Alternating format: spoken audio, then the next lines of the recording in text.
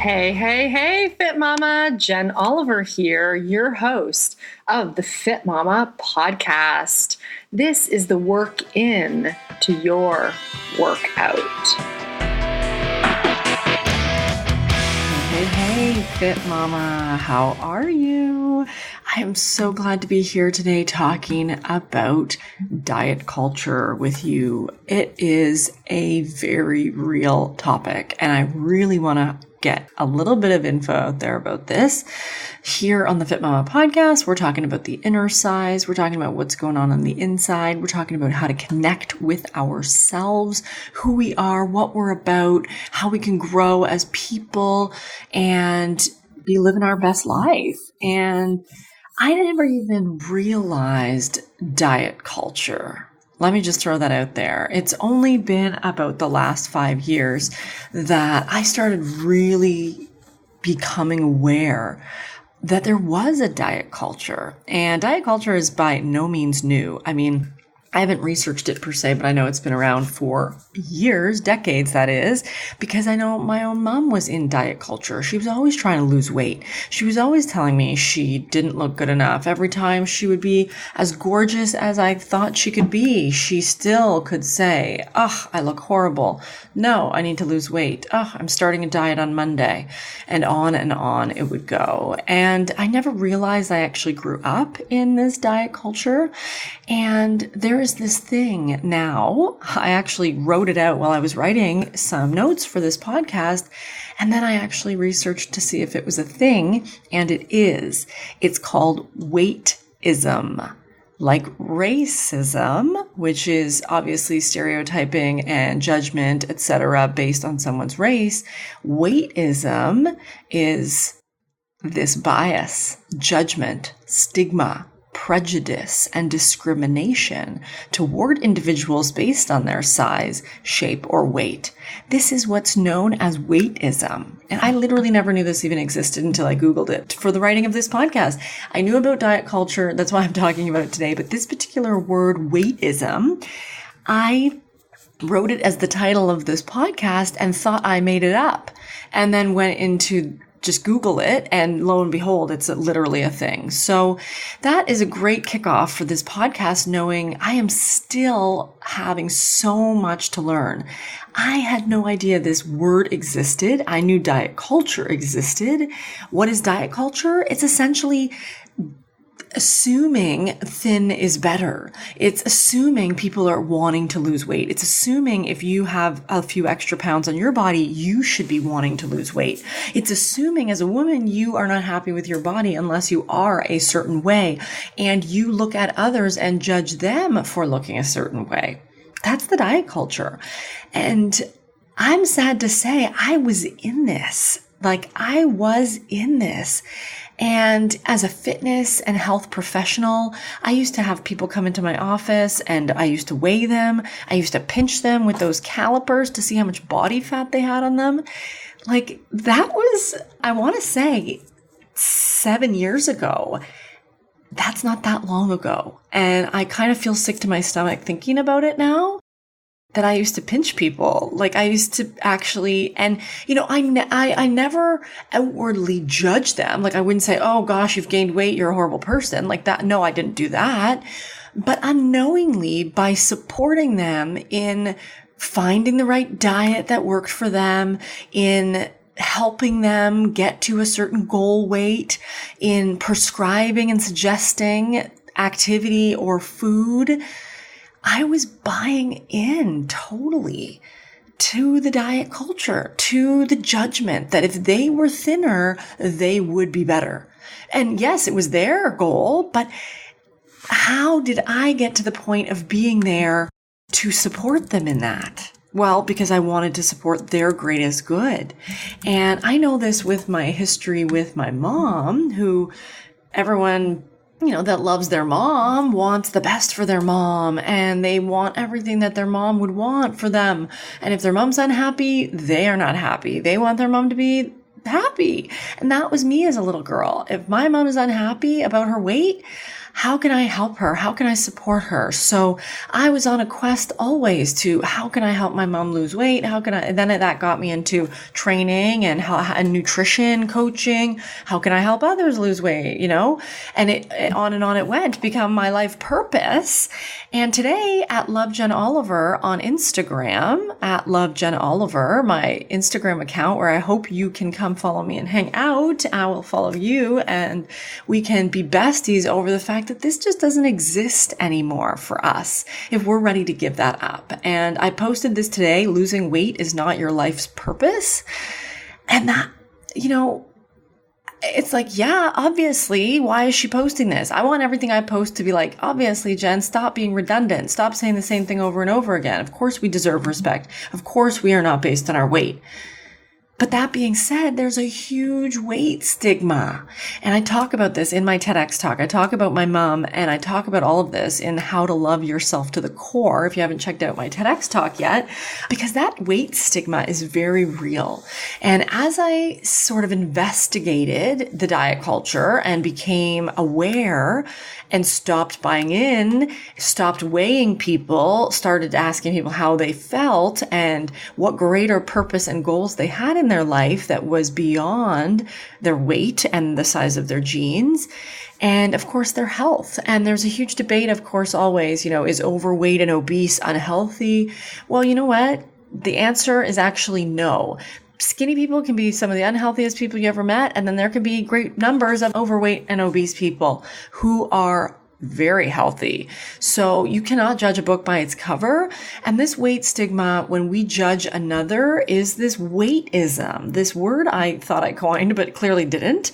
It's this bias, judgment, stigma, prejudice, and discrimination toward individuals based on their size, shape, or weight. This is known as weight-ism or size-ism. It could be, as it says in Wikipedia, size-ism or size discrimination. And, my friend Carrie, Dr. Fullerton at the Diet Rebellion, she talks a lot about size-ism, weight-ism, without using that word clearly, because I haven't heard it from her. But I really am interested in how aware we all are about this, because I really wasn't aware. And, one of the things that I find really interesting is with this weight stigma and this weightism, we have this toward other people, right? Unknowingly, again. And now that I'm conscious of it, and for the last 7 years, and I've been more conscious of it. So I'm very much not looking at people ever like, oh, they must be on a weight loss journey. They might need my help because I want to share my nutrition knowledge with them or my, exercise passion, etc. I don't have that anymore. If someone's overweight, I am not judging them whether they need to go on a health journey or not, whether they're at their healthiest. You never know when you look at someone. How do you know they didn't lose 100 pounds or they didn't just gain weight because they're pregnant or they wanted to gain weight because that was healthier for their body? You have no idea. So this weightism is real. And just like you would not look at another race or gender and, prejudice upon them, you would not do this for weight as well. And I know this about you, Fit Mama. And, we go through our own journeys, sometimes different ones, sometimes more painful than others, to get to this conclusion. But the thing about this outer, which is the weight stigma we see, right? Others judging us, right? Who has had someone comment about their body before, right? Everyone. And whether that comment has been positive or negative, most likely, about your weight, about your size, about your appetite, about your, you must be hungry, or whoa, where are you, whatever people have said to you, horrible things. And that outer weight stigma really can go down a slippery slope or have a snowball effect such that if you hear it enough times, yes, oh yes, you start to internalize it. You start to believe it. You start to say it to yourself. We've all been to that movie as well, where we tell ourselves these horrible things that someone else may have told us, and other people could have not meant anything horrible by it. It doesn't really matter what their intention was or wasn't. They may have weight stigmas of their own, and probably multiple layers of them, and many generations back. So we're all dealing with our own stories around weight loss and dieting and what we think is valued, what size people are at. And, I was listening to someone on a podcast recently being interviewed who talked about how she valued thinness over everything else. And she knew that she wasn't being healthy in restricting her food as much as she was or exercising as much as she was. But she did it because she got so much external validation for it. Oh, you look great. Oh, wow, you really are walking the talk. Sometimes people think more is better, and the skinnier you get, the better off it is. And we all know this to be a fallacy. And we all know weight loss really ends up being weight gain if you follow a restrictive diet and follow a diet that isn't sustainable for your lifetime, where you are eating foods you enjoy on a regular. And we all go through phases in our life, phases around what we are into recently, phases about where our bodies are at hormonally, phases around where our gut is at, what we feel like cravings wise, where we're at in our cycles, where we're at in our life span in terms of having kids or recently, not recently, etc. Our bodies are doing all kinds of things. And when we try and go and follow a book and, do what it says, day one, eat this, and it doesn't really jive with how we're feeling, it's not going to work, right? And it's about working your own diet. And diet, the word itself is not bad. It's become a bad word, a 4-letter word that I don't want to have anyone even say around my kids, right? It's like that, F word. But at the end of the day, diet is just what we eat, right? The kids are always talking about the diet of the dolphin. This is what the bear eats. These are the animals' diet. This is what they learn about in school. And here we've created this whole culture that is negative and discriminatory. And we didn't even know we were buying in so hard, so deep. And this is a form of domestication, which I often talk about here on the podcast, and I refer to from someone who is called Don Miguel Ruiz. And he talks about this in the 4 Agreements, the book that he had written, as well as many other books. But he talks about specifically domestication and how we expect these things out of our kids. And we were sort of groomed in this way to believe certain things and to think certain things and think skinny is better. And, now, at least in the last couple decades, it's been strong is the new skinny. Fitness has come a long way in terms of being attractive because it's healthier. Not always, when it gets to be the extremes and the, unhealthy behaviors around dieting, around exercise and all the rest. So it's not just about being healthier. And we know, again, the science points to bigger is not worse. And, having more muscle mass, while there's many health benefits, does not negate some of the other health issues you could have depending on. So it's not as easy as looking at someone, nor is it recommended to look at someone and judge them ever, right? Depending on what they look like or whatever you think is a judgment point. So let's check ourselves before we wreck ourselves, literally in this case, because it is painful to think that, A, to myself, that I was perpetuating this, and B, how this might affect the next generation. And my friend Carrie Fullerton, Dr. Carrie Fullerton at the Diet Rebellion, she talks about raising the next generation of boys and girls who don't look to their body for their point of confidence or any point of them, right? We're bodies. Yes, we have bodies. We all have bodies, and these are our vehicles to get around in this world, in this lifetime. But do they say everything about us? Do they tell our entire story? And does everyone expect to know it just by looking at us? And should we divulge it to everyone just because they can see what we look like? No. right? No. And there's so much that's skin deep that we are being judged upon and that we are judging others on. So this is just really about an awareness around the diet culture and claiming that, hey, before and afters all over the internet is all better. Everyone that they're skinny after, they're better, like they're better people. And then if they fall off the wagon or they gain weight or God forbid, eat a cupcake more than once, then we judge them again, right? Or then we do all the things to say they're bad. And then it goes to the other way too, right? Healthy people are people who are feeling good. And somehow, no matter what you look like, whether you're skinny or bigger or strong or weak, you are oftentimes being judged based upon that. Right? And someone is going to feel uncomfortable around you based on your habits, and they're going to let you know it. And I go back as a young one with my grandparents, whom I loved, and we used to go, my siblings and I, there's 4 of us. My parents used to drop us off at my grandparents. We'd stay there for the weekend or a week or whatever we had going.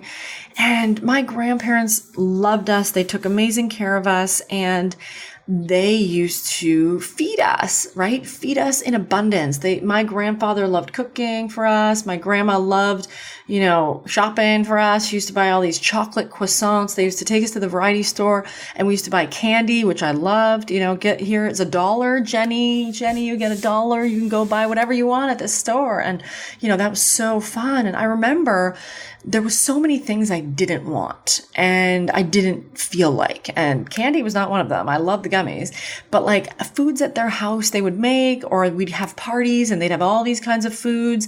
And I didn't want a whole bunch of them. People would bring stuff over. I didn't want that. Like I was particular, I like to say now, but I still am. And I just didn't want it. And I always felt this real push. It was like, oh, eat that, eat more of that. You only are showing me your love if you eat all the foods I brought you or made you or whatever. And I'm sure we've been around these, what I would call food pushers. They can be friends, family, all well-meaning, but they overdose us on things we do not want. And they have us questioning our own ability to choose for ourselves, for our bodies, for our own feelings, right? I used to not have that much room in my stomach to eat up all these things that people were trying to feed me. And I would feel sick and I wouldn't feel well and I wouldn't want it again or more. And naturally it happens. These people were being insulted if I didn't eat all this food. And, it really can create a sort of a messing with the system kind of thing, because when we're eating when we aren't hungry, it just doesn't feel good. And, realizing when we do this to other people, I've done this before. I've made food, I've made baked things. And then if nobody eats them, I'm going, what? You don't like my stuff, right? We can have all this drama over it. But at the end of the day, who cares? And who cares if someone's on some kind of diet that they don't eat that, right? What if they're vegan and they don't eat that? What if they only are carnivore and they don't eat that? What if they, who cares? Let people be and allow the non-judgment to be as well. Let it not affect you, right? Because how often sometimes we judge other people. And, I remember being told as a kid growing up, that I was no fun when I didn't want ice cream or if I didn't want chips or something. So I never really liked chips as a kid.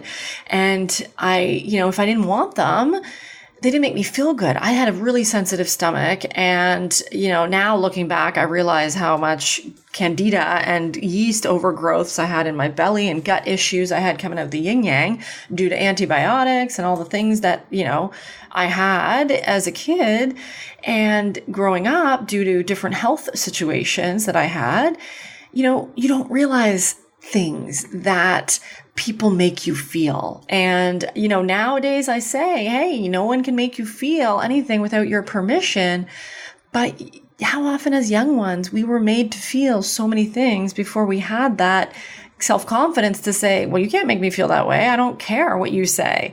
And, I used to feel awful. I used to eat things that I didn't want to eat. I used to, hide the fact that I was eating really slowly by, giving it to other people because, I didn't want it all. And it ended up making me almost untruthful. And I'm going, I just didn't want this food and I didn't want to make you feel bad. Now you're making me lie to you, right? Like it's all just very, when we start to make other people feel a certain way. And, if I didn't have cake at a party, I still remember this even into my 20s. People in my family, extended family, people I don't spend a whole lot of time with, saying, oh, what are you on a diet? Oh, what? And, whether it's good or bad, whether I'm feeling good or bad, it didn't matter. It was a judgment. And for anybody who knows me knows I've never been on a diet in my whole life. And yet it didn't stop anybody from judging me based on my diet. And even, going back to my TEDx talk, in the comments, if you scroll down in the comments on the YouTube, if you check the TEDx official YouTube channel for how to love yourself to the core, you will find the comments. And I don't know if there's more than one. Sometimes I have to really get myself built up to go to the comments, but there was a comment that I read, which basically said, this doesn't sound right coming from her, right? It was like, the judgment was that I wasn't big enough to be sharing this message of shaming, not being allowed around weight because I wasn't big enough. And, I teach body acceptance. I teach body love. And, people do say, and I have had it before, oh, easy for you to say you're skinny. Oh, must be easy, must be nice. What do you know about the diet culture, right? Weight-ism in this case.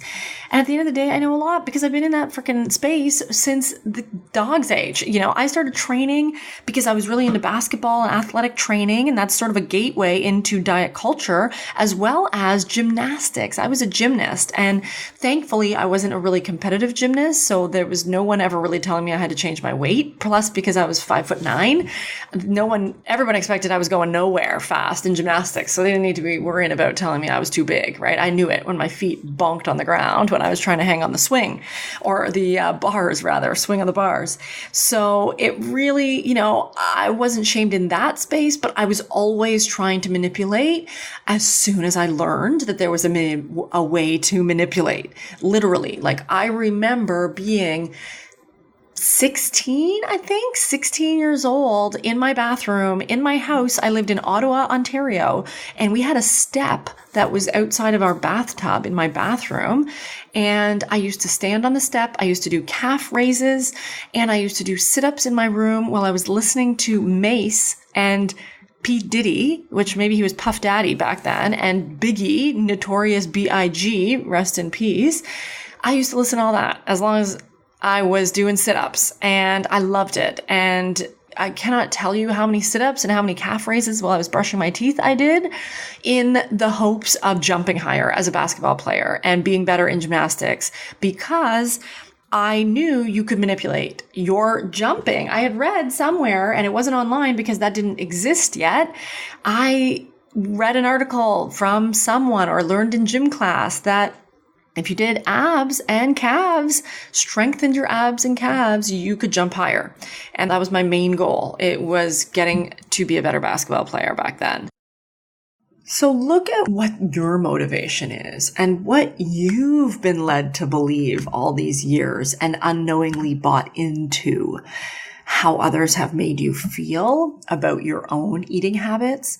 I like to really think that I don't have any disordered eating patterns anymore at this point in my life. I'm 38 years old, and I have learned a lot in the last number of years, but I'm sure I am still growing out of them. The more aware I become on the day-to-day about how I speak to myself, how I speak to others, how I support others, because so many of my clients are on a weight loss journey, and that's just the reality of it. They are wanting a smaller body, and that's because they're not comfortable in the body they're in. And that's part of the work, is becoming more comfortable in the body you are in.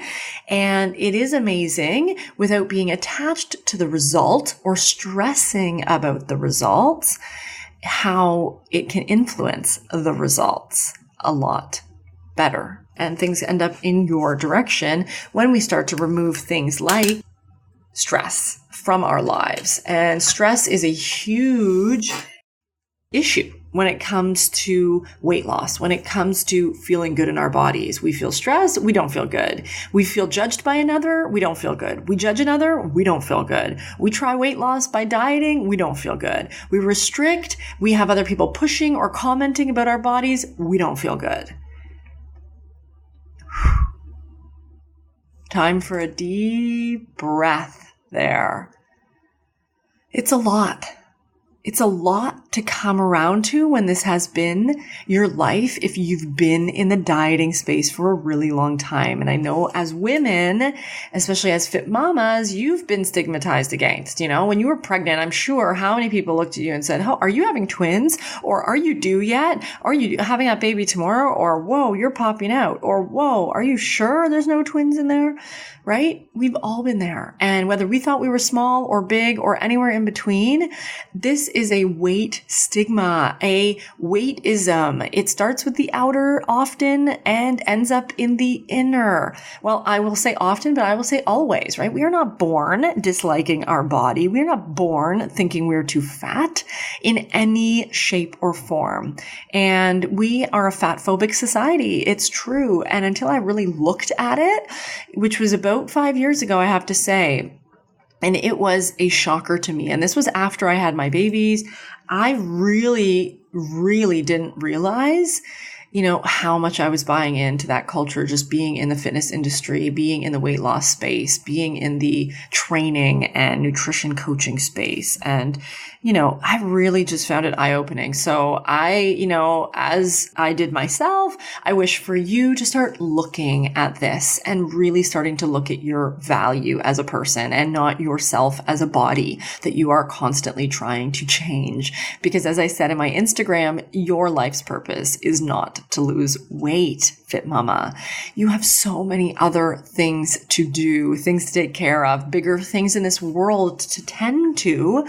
And moving on past this being stuck around the weight, around our bodies, around obsessing about every little thing we eat or don't want to eat, but really want to at the back of our minds, and how this all influences our stress level and our behaviors and ultimately our feels in our body, whether we feel good or not feel good. So start to look at whether you're on that goal train, but you're following other people's goals, other people's expectations that you'll fit back in your jeans, or that you will look a certain way, or that you will act a certain way. Or are you following other people's wishes for you and not listening to yourself? One of the things I wished I listened to more now here in hindsight 2020 was, wanting to be home with my kids more. Right now they're in school, they're in first and third grade. They are big bad girls in the world, all independent, right? And I loved the times when they were babies at home. And yet I was on a mission, always fitting everything in to every nap and every minute I could, and doing all the things and working all the time when, I could have just not. And I really want you to check yourself and check what your goals are having you miss. I would wake up after I nursed my little one, I would put her back to bed and I would run off to the gym. I would work out, when my body was screaming for sleep and rest and more snuggles. And I just didn't listen to it. And that, I was probably moody. I was probably exhausted. I was probably not as good of a mom as I could have been. Maybe now in retrospect, I don't know. At the time, I don't remember because I was just in a dense fog, but I know my values were not lined up with how they are right now. And what that really means is just that I want to be around for them as grandbabies, as their grandbabies, my grandbabies. Who knows? I want to be a great grandparent. I want to live till I'm 120. I know that about myself, and my values are now, how can I achieve longevity? And it's not obsessive. It's not crazy. It's not, no, I won't eat that, or I won't even go on that vacation, because what if I gain a pound? That is not me, and I have not lived like that for many years. I would say that was probably my very, very old self. That would be even pre-marriage, and I've been married now 10 years. So, I will say I have had disordered eating in my life, and I feel like a lot of that has to do with my health quest, which was I didn't feel good a lot of the time. And a lot of that was my gut health, which I didn't realize was affecting my mental health, my physical health in so many ways. And getting that cleared up in a really clinical way, which really was food is medicine, I am now able to eat whatever I want, whenever I want, feel amazing, and I feel strong, nourished, and vibrant all the time. And that has been probably about a decade in the making, and learning about myself. And now I listen to myself. And food pressures, sometimes they still trigger me, but they ain't got nothing on me. I got this, right? I know what I feel good with. And I go by my values. I don't go by what others' values are for me anymore. And that feels just really, really, really, really good. It feels really freeing. And if you haven't gone and listened to the Freedom series on the podcast, which was a few podcasts ago, go check it out. It's 4-part series, 4 podcasts where I talk all about freedom. And a lot of that is food freedom. A lot of that is body freedom. A lot of that is freedom from that inner weightism you have going on for yourself, where you aren't good enough until you fit into that dress or thing you have in your closet waiting for you, like a chastity belt or something, and it makes you feel horrible every day, but you just keep it anyway. Ditch it.